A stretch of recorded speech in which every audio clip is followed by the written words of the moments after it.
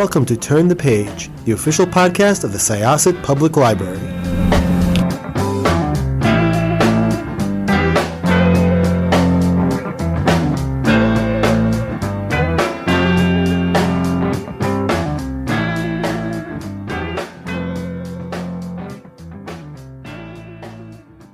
Welcome to Syosset Library's Turn the Page podcast. I am your host, Jessica. I am here with the author of a really, really awesome book that is, how many are you planning in this series, by the way? Three. It's a Three. trilogy. Yeah. Excellent. So there's more to come. An amazing romantasy. It's got a fabulous world. It's got fabulous characters in it. And I would like you to tell us a little bit about it. Tell us about yourself, tell us who you are, and tell us about the WEAVER. Awesome. Well, thank you, first of all, so much for having me. I really appreciate you taking the time to chat about books, which is always one of my favorite things to do. My name is Julie Johnson. I am the author of, like you said, The Windweaver, which is book one in an upcoming romantic fantasy or romantasy, which is the buzzword these days, trilogy. It's the story of a powerless halfling named Rhea, who eventually discovers, of course, that she's not so powerless after all. It turns out she is a remnant, which is the embodiment of an element, in her case, air, one of four elements scattered kind of to distant corners of a war-torn world where magic is outlawed. And the four have to come together to kind of restore the balance of magic. But easier said than done. It's been 200 years and they've not managed it yet. So that's kind of where the trilogy kicks off. And it is, I know you had mentioned in like your forenote that the main character, Rhea Fleetwood, is inspired by the song Rhiannon by Fleetwood Mac. Exactly. Yeah. The whole series was kind of inspired by me singing that song, Rhiannon, in the shower, which it's one of those songs I've sung it a zillion times. I mean, as you should. It's a great song, but I hadn't really, for whatever reason, thought about the lyrics in, a different context of, well, who was Rhiannon? And I should really look into the mythology behind the song. And, I love Stevie Nicks, so I went on kind of a deep dive and listened to a couple interviews by her and read what she'd had to say about the song, and that led me down the mythology rabbit hole. And I just kept thinking about a character who, like the lyrics of the song, embody the element of air, a woman taken by the wind, who rules her life like a fine skylark. I love those lyrics, and it was just a great bolt of inspiration for me.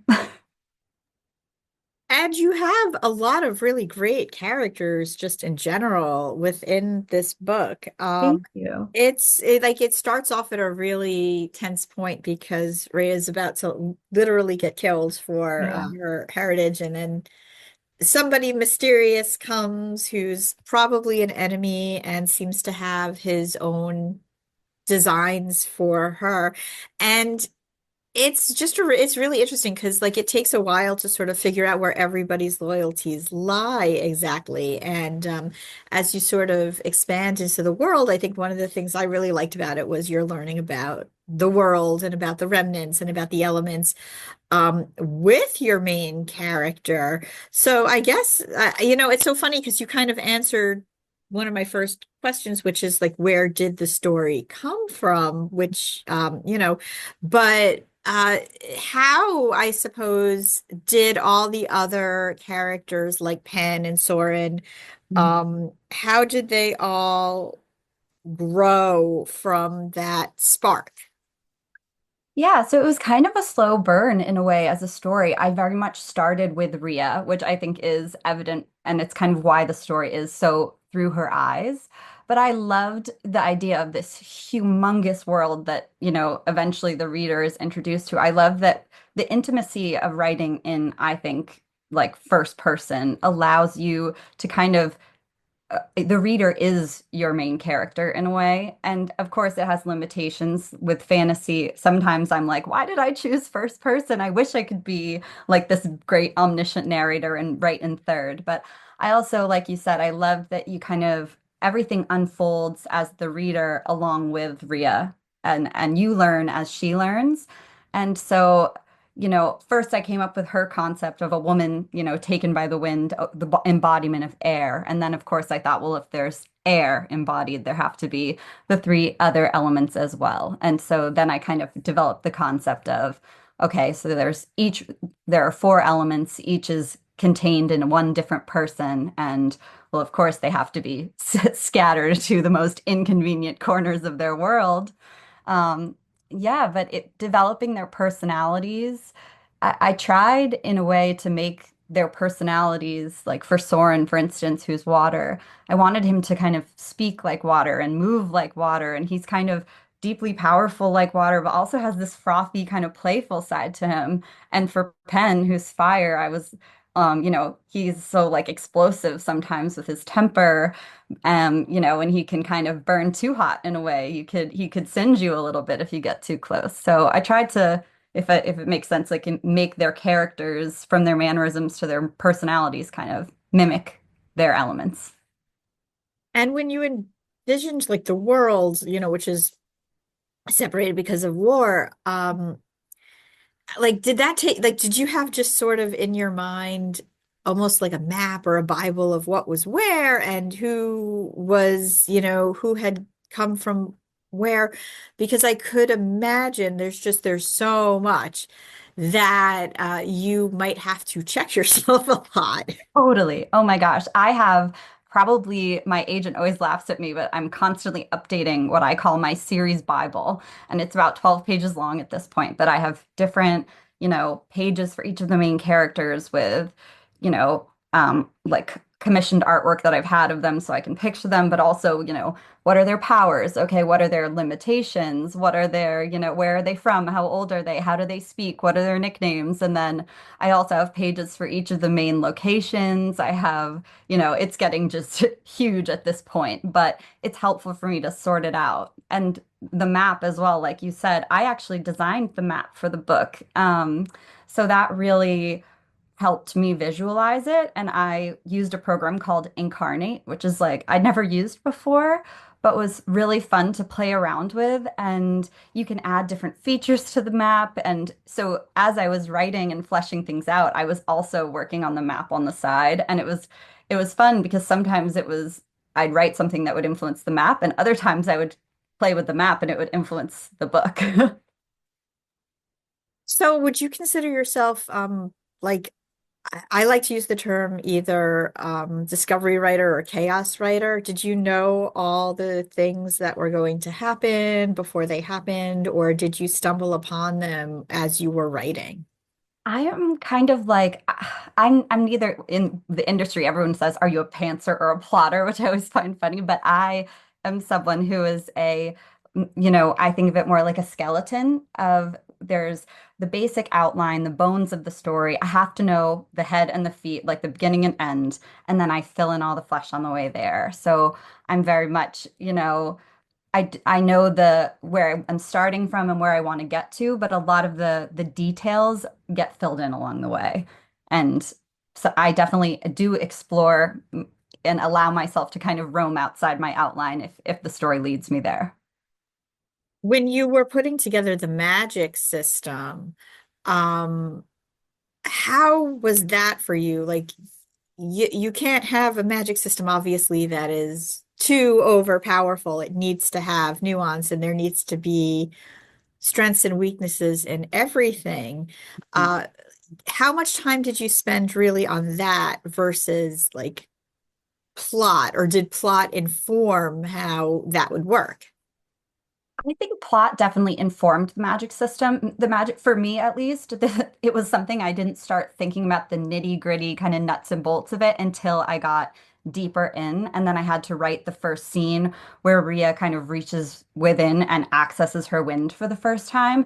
And I remember just staring at a blank page for like 8 hours straight and asking myself, okay, like I need to be able to see how the magic works, but I you can't see it. It's happening inside her. So I think that was actually one of the elements I found the most difficult to write about this book.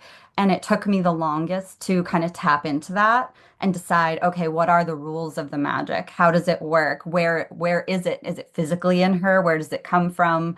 How much can she channel? And I think my favorite part is that Rhea's not very good at using her magic in book one. And that was a joy for me to like not only give her a little bit of a struggle, but also give her some room to grow in books 2 and 3 and really watch her come into her power in a big way. And she does a bit in book 1 by the end. I'm sure she has mastered it a little, but she's no expert yet.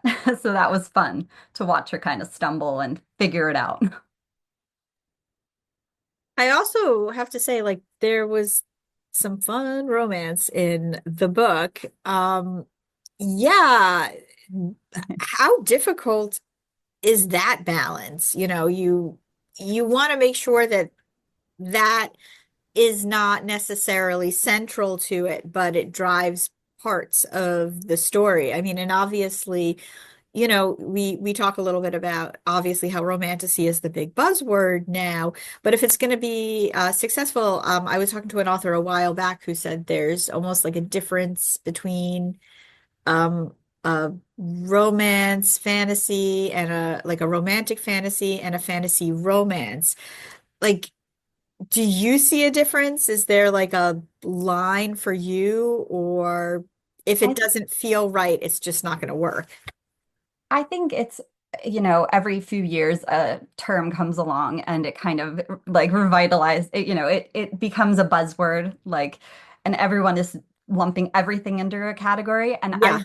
I was an indie author mostly of contemporary romance before this kind of fantasy genre. So I've been around long enough to remember when new adult, everything was called new adult and they jammed everything into that. I remember I talk about that all the time. Whenever people talk about romantasy, I'm like, Yeah, this one maybe this one will stick, but New yeah, Adults was for a while, it really seemed like the thing that everybody was pushing. totally. And Then it kind of fizzled. yeah, I don't generally hear people say, "Hey, Remember new adult? yeah, Yeah. can you recommend a new adult book for It's me?" just It so just terms come and go. I think that right now romantasy is the term. I I don't really, I think like you said, the romance has to be a gut feeling for every author. And I think it can run the gamut from, whether it's more closed door or whether it's more open door. For me, I have some books that are spicier and some books that are much less spicy. And it really is just like a gut feeling based on what the plot calls for and what the couple in question calls for. With these particular books, there definitely is romance, but especially in book 1, I feel like it was more fantasy forward. And the romance, I didn't want it to feel like it was just kind of, shoehorned in there to make it more of a romantasy. I wanted it to feel organic, if that makes sense. No, and it did, and it worked really well. And, again, the story is it's not even just that. There's also a found family aspect, which is great. I am a big fan of a bunch of people who maybe didn't fit in one place, finding that they all fit in with each other. And you Yeah. have a lot of that. There's just so many other relationships that build, other than the main romance in it. And it's very appreciated, especially when you're reading a story. I mean, it's a long book, but it doesn't feel like a long book because you're taking the journey with people who feel tangible and people who you care about and a magic system you want to learn more about. So it just, there's a balance and it doesn't always work, but it definitely worked here. Oh, well, thank you. I love found family. It's probably one of my favorite tropes to write. I just feel like there's something so special about that moment when a character kind of looks around and realizes, oh my gosh, I've been alone, but I'm no longer alone. And yeah, like you said, I wasn't always a kid that ever fit in seamlessly my entire childhood. So maybe that's why I love it so much. But I think that's one of the joys of reading too. Like you can be alone, it's a solitary activity, but you never really feel alone. So how did you start writing? I always say I stumbled backwards into publishing and did everything in reverse. I graduated from high school and went into college kind of right around that very tumultuous time. And like I graduated high school 2010. And I just remember hearing like it was on the brink of like the 2008 collapse, everything, you can't get a job writing, you have to pick something safe. So I went in pre-med, which I look back now and laugh.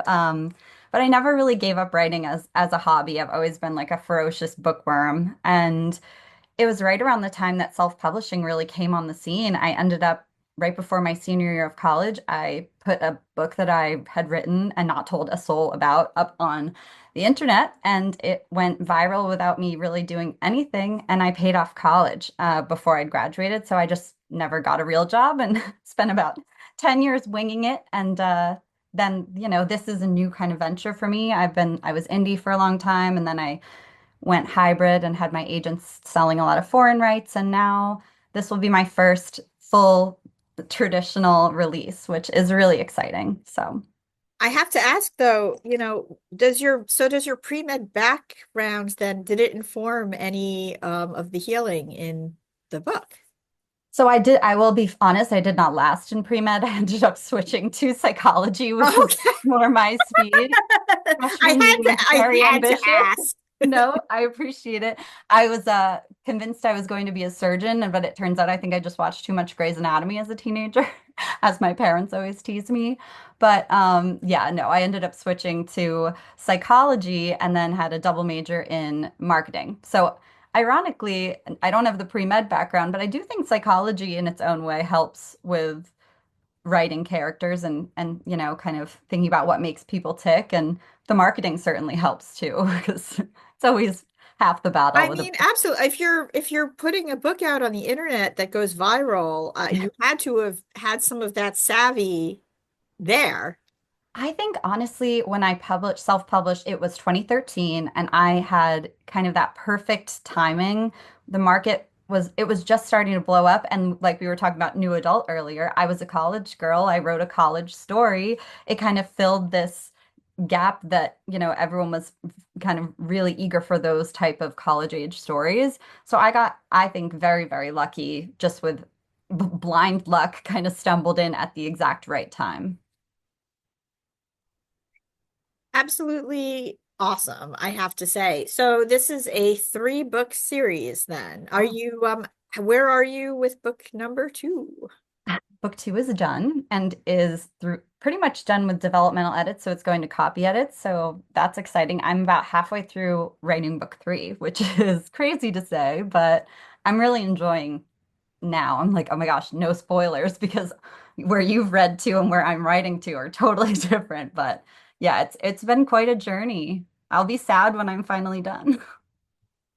Would you stay in this world when you're done, or do you think you would shift gears completely?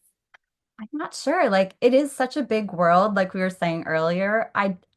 Especially with the first person POV, I love Rhea as a character, but I do sometimes a side character will pop in and I'm like, oh, that's an interesting person. They would be so fun to write about, or that corner of the world is totally unexplored. What's happening there? So it's a big enough world if, I ever had the opportunity, I would never say never. I would definitely want to stay in the world maybe and you tell some different stories and tap into some different, aspects of what's going on. You could even do, I love how Game of Thrones now has House of the Dragon, which is a prequel series, and that's doing so well. So that could be very fun. I mean, I have to ask then, there's no thought of adaptation. I would imagine that would be like a multi-crazy, a crazy bill to pay because of all of the magic and stuff. But um, yeah, I have Nothing to ask. official yet, Nothing official. unfortunately. My agent says she's working on it, but it will depend, I think, a lot on how book one does and if it's a strong release. But, I'm keeping my fingers crossed. That would be fun. I can even see, I mean, just because I have a very broad just taste of what I watch, I can even see animation working Yeah. for this. I would love that. I love a good animated series, and especially with the magic and those kind of elements, it can be tough with, even the best CGI and special effects. It's hard always to make that cross from book to screen. Some of my favorite series, I'm always like, I hope they don't adapt it because it will never ever match what's in my brain.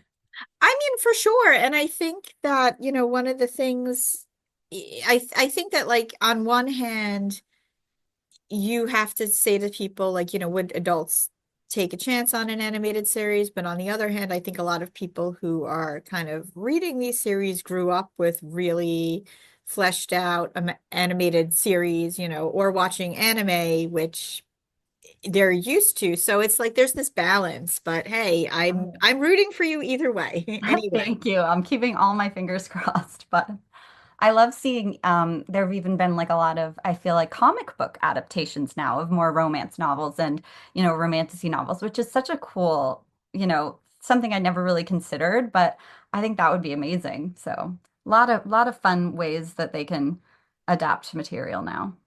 Awesome. Well, thank you so much. This was wonderful. So nice to chat with you. Check out the Wind Weaver, and check out Julie Johnson's other books because you've written quite a few, right? Yeah, but well, the other ones are mostly contemporary romance, so not everyone's jam. A little different than my fantasy world, but still fun. All right. So we are going to close this chapter of Turn the Page. It's time to close this chapter of Turn the Page. Join us for the next episode.